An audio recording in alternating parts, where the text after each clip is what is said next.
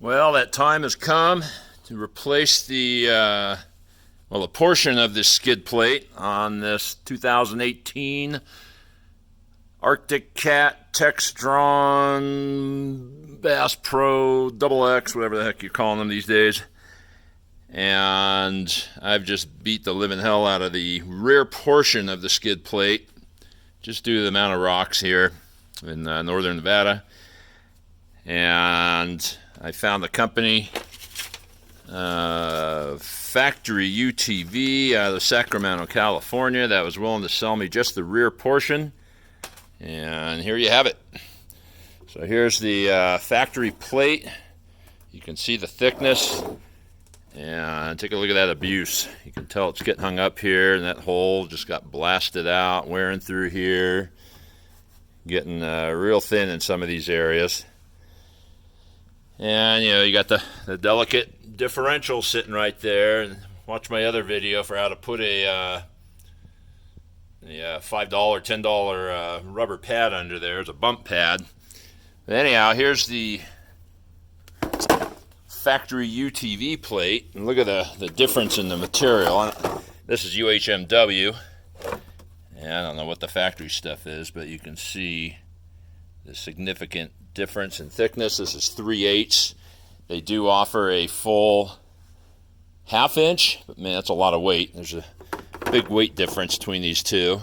But look at the coverage difference. I haven't put it up under there yet. I just pulled this off to see how much drilling I'm going to have to do, and these two line up, although this is going to have to take some bending, which go here.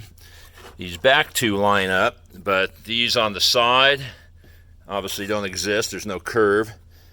But you see, I'm going to have to drill these and these. And they come with this cool little kit with self-tappers. So if you don't have a die, you can use these bolts or screws, whatever you want to call them, to cut into the steel and create your thread. I wouldn't say the instructions are the very best. I don't know if they're IKEA bad, but they could use a little more layman verbiage here as far as the drilling instructions, or maybe a link to a video.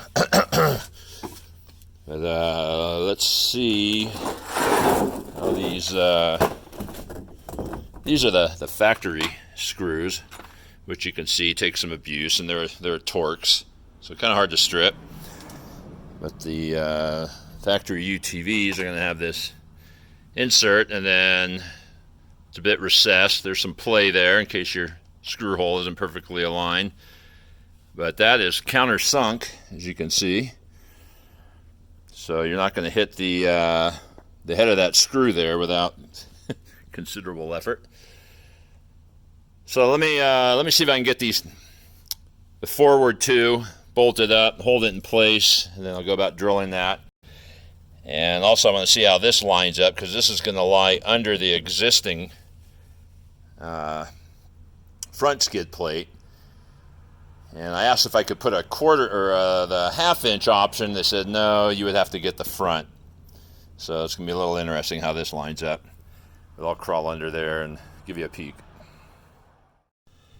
Well, I'm not going to lie to you and tell you this was easy as could be. It's quite frankly, laying under this car without a rack is a freaking pain in the ass.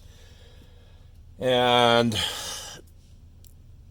the screws that come with this are not the same size thread as factory, so you have to use those self-tappers to kind of start a new, slightly larger thread size.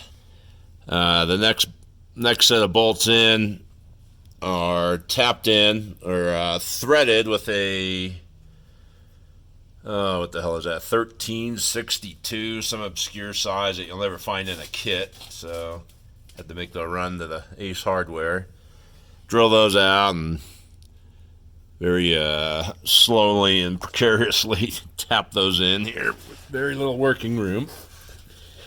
And I'm almost down my last one here. I got to do the backs, which I should have started from, because you can see this angle here. It's going to be a bitch because the bend isn't right. And if I had put those on first, it'd be a whole lot easier to bend the whole plate versus the last, whatever, 6 or 7 inches. They give you a different size bolt for doing the last 2, but not that much difference. It'd be nice if they were a little longer. But I don't know, I might take some vice gripping or serious prying to get that on there. But you can see much more coverage and much thicker plate. And when it comes time to drain it, I suppose it's going to be easier, but there are more bolts. There's an additional 2 bolts to take out, so a little more time underneath, but all for the sake of protecting your undercarriage. So let me finish it up, and I'll show you what the final thing looks like. So I got the 6 bolts underneath, but this bend is ridiculous. Yeah, it's totally off, and I don't know if that's even going to go on there. And they say right here, rear skid plate to install those last. A location, you can see A is the rear. But even if I'd done those first, the bend here does not align with the bend here, for cripe's sakes. And that's some thick frickin' plastic to try and bend right there and not strip the screws.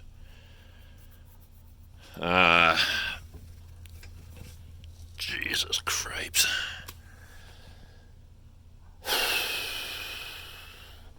Aftermarket.